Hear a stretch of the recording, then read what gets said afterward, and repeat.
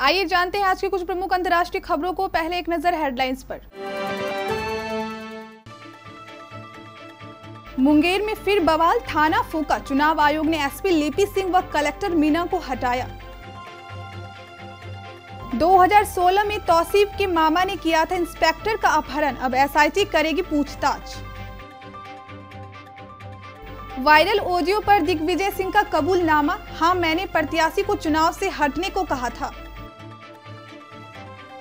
अगर पाक नहीं छोड़ता विंग कमांडर अभिनंदन को तो भारतीय सेना कर देती हमला। मायावती ने कहा कि सपा से गठबंधन की भलाई के लिए 1995 के गेस्ट हाउस कांड का केस वापस लेना उनकी भूल थी। निस में हमलावर ने महिला का सिर कलम किया। चर्च के बाहर भी 2 लोगों की चाकू मारकर हत्या की। मायावती का बयान, मुलायम के बाद अखिलेश की भी होगी बुरी गति। एसपी को हराने के लिए बीजेपी को भी करेंगे सपोर्ट। अमेरिका चुनाव 2020 में डोनाल्ड ट्रंप की रैली के पास आया प्लेन, F-16 फाइटर जेट ने खदेड़ा। विवादों में घिरी अक्षय की फिल्म लक्ष्मी बॉम्ब का बदला गया नाम, फिल्म निर्माताओं ने लिया फैसला। विराट कोहली का ऐलान, 2 मैच और जीतकर टॉप पहुंच सकती है आरसीबी। बिहार के मुंगेर में गोलीकांड को लेकर गुरुवार को फिर बवाल हुआ। गुस्साए लोगों ने पूरब सराय थाने में आग लगा दी। उग्र भीड़ ने कई पुलिस वाहन फूंक दिए। एसडीओ व डीएसपी के दफ्तर व आवास पर भी पथराव किया गया। जिले की स्थिति को देखते हुए चुनाव आयोग ने जिला कलेक्टर राजेश मीना व एसपी लिपि सिंह को हटा दिया। आज ही नए जिलाधिकारी और पुलिस अधीक्षक की तैनाती की जा चुकी है। फरीदाबाद पुलिस ने निकिता की हत्या के आरोपी तौसीफ को गुरुवार को कोर्ट में पेश किया। उसे 14 दिन की न्यायिक हिरासत में भेज दिया गया है। इस मामले से जुड़े दूसरे आरोपी रेहान को कल पेश किया जाएगा। बता दें कि निकिता हत्याकांड में एसआईटी अब आरोपी तौसीफ के मामा से पूछताछ करेगी। एसआईटी के सूत्रों के मुताबिक तौसीफ का सगा मामा गुरुग्राम में साल 2016 में पुलिस इंस्पेक्टर का अपहरण कर चुका है और इस मामले में भौंडसी जेल में सजा काट रहा है। तौसीफ के मामा इस्लामुद्दीन को 12 साल की सजा सुनाई गई है। मध्य प्रदेश में 28 विधानसभा सीटों पर उपचुनाव होने हैं। इस बीच कांग्रेस के वरिष्ठ नेता और राज्यसभा सदस्य दिग्विजय सिंह का सपा प्रत्याशी को उम्मीदवारी वापस लेने के लिए कहने वाला एक कथित ऑडियो वायरल हो रहा है। इसे लेकर सूबे में सियासी बवाल मच गया है। भाजपा वायरल हो रहे ऑडियो को लेकर हमलावर हो गई है। दूसरी तरफ कांग्रेस ने कहा कि वह कम से कम विधायक तो नहीं खरीद रहे।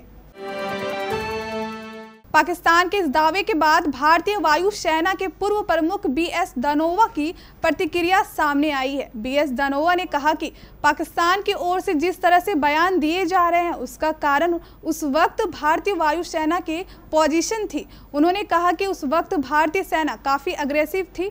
हम ऐसी स्थिति में थे कि अगर पाकिस्तान अभिनंदन को नहीं छोड़ता तो हम उनके पूरे ब्रिगेड को ख़त्म कर सकते थे और वे ये बात जानते थे। बीएसपी के कुछ विधायकों के पाला बदलकर सपा के दामन थामने के बाद पूर्व मुख्यमंत्री मायावती ने गठबंधन के पूर्व सहयोगी अखिलेश यादव पर हमला बोला है।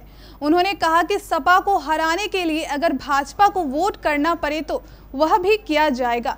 मायावती ने कहा कि सपा से गठबंधन की भलाई के लिए 1995 के गेस्ट हाउस कांड का केस वापस लेना उनकी भूल थी। उनके इस बयान को यूपी में 9 नवंबर के राज्यसभा चुनाव में पार्टी को लगे झटके से जोड़कर देखा जा रहा है। मायावती ने कहा कि यूपी के विधान परिषद चुनाव में समाजवादी पार्टी के प्रत्याशी को हराने के लिए जरूरी हुआ तो भाजपा के पक्ष में भी वोट करेगी। गौरतलब है कि बसपा के 7 विधायकों ने बगावत कर अखिलेश यादव से मुलाकात की थी। राज्यसभा चुनाव में बसपा उम्मीदवार के प्रस्तावक बने 10 विधायकों में भी 5 ने अपना प्रस्ताव वापस ले लिया था।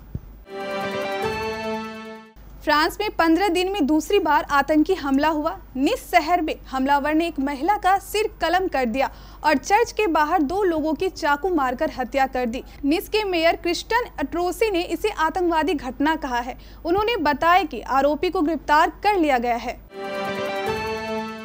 देश की सियासत नया मोड़ लेती दिख रही है। राज्यसभा चुनाव में हुई उठापटक और सियासी दांव पेच के बाद बहुजन समाज पार्टी सुप्रीमो मायावती ने समाजवादी पार्टी पर हमला बोला है।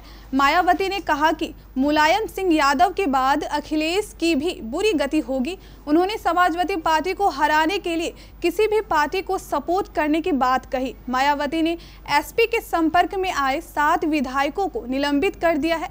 मायावती ने कहा कि इन विधायकों की सदस्यता समाप्त करने की कार्रवाई की जाएगी। अमेरिकी राष्ट्रपति डोनाल्ड ट्रंप के चुनाव प्रचार के दौरान बुधवार को उस समय हड़कंप मच गया जब एक यात्री विमान अरिजोना में चुनावी रैली स्थल के बेहद करीब पहुंच गया।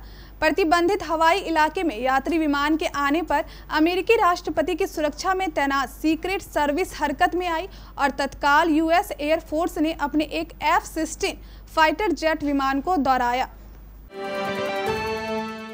अक्षय कुमार की नई फिल्म लक्ष्मी बॉम्ब रिलीज से पहले ही विवादों में घिर गई है।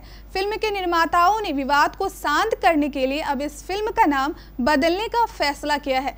अब इस फिल्म के टाइटल से बॉम्ब शब्द हटा दिया गया है। फिल्म का नाम होगा लक्ष्मी। बता दें कि लक्ष्मी फिल्म 9 नवंबर को OTT प्लेटफॉर्म DIGI हॉटस्टार पर रिलीज होने जा रही है। आरसीबी को भले ही मुंबई इंडियंस के खिलाफ हार का सामना करना पड़ रहा हो, लेकिन कप्तान विराट कोहली को पूरी उम्मीद है कि उनकी टीम 2 और मैच जीतकर टॉप पर पहुंच सकती है।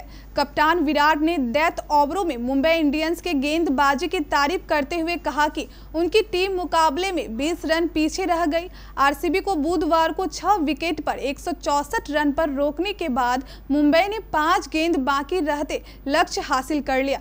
मुंबई के लिए जयप्रीत बुमराह ने 14 रन देकर 3 विकेट लिए। आरसीबी के बल्लेबाज आखिरी 5 ओवर में 35 रन ही बना सके।